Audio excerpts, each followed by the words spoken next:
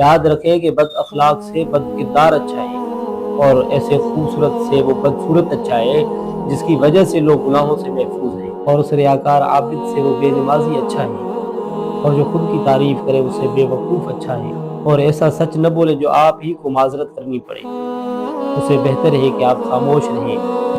ہر وقت لوگوں میں رہنا اچھی بات ہے، مگر تنہائی میں بھی بہت کچھ ملتا ہے۔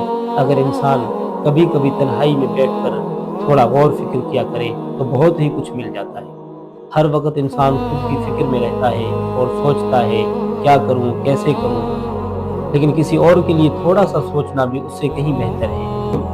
ہمارا معاشرہ کیوں تباہ ہے؟ اس لیے کہ ہمارے اخلاق مفاد کے ہیں۔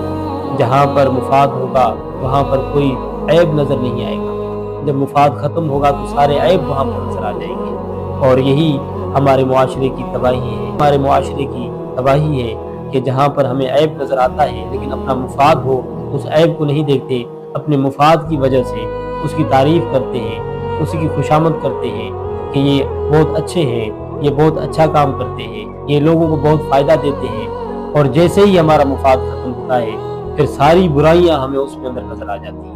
یہ ہمارے معاشرے کا اور یہ ہمارا حال ہے۔ ہم دوسروں کا شکوہ کرتے ہیں اور رونا روتے ہیں کہ فلاں نے ایسا کر دیا، فلاں نے ایسا کر دیا، فلاں ایسا ہے، لیکن اپنے بارے میں ہم سوچتے ہی نہیں۔ ہمارے بارے میں بھی کوئی روتا ہوگا، ہماری بھی کوئی شکایت کرتا ہوگا، ہم سے بھی کوئی خفا ہوگا، ہم نے بھی کسی کو تکلیف دی ہوگی، صرف ہم دوسروں کا رونا روتے ہیں اور اپنا خود بھول جاتے ہیں۔ یہی حال ہے ہمارا۔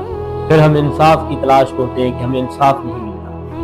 پہلے ہم خود انصاف کرنے والے بن جائیں تو پھر ہمیں انصاف مل جائے گا۔ جب ہم خود ظالم ہیں، دوسروں کے ساتھ ظلم کرتے ہیں، ناانصافی کرتے ہیں، جھوٹ بولتے ہیں، امانت میں خیانت کرتے ہیں، دوسروں کا حق مارتے ہیں، دوسروں کے ساتھ ظلم کرتے ہیں، دوسروں کے ساتھ زیادتی کرتے ہیں، پھر ہم روتے ہیں کہ فلاں نے ہمارے ساتھ ایسا کر دیا۔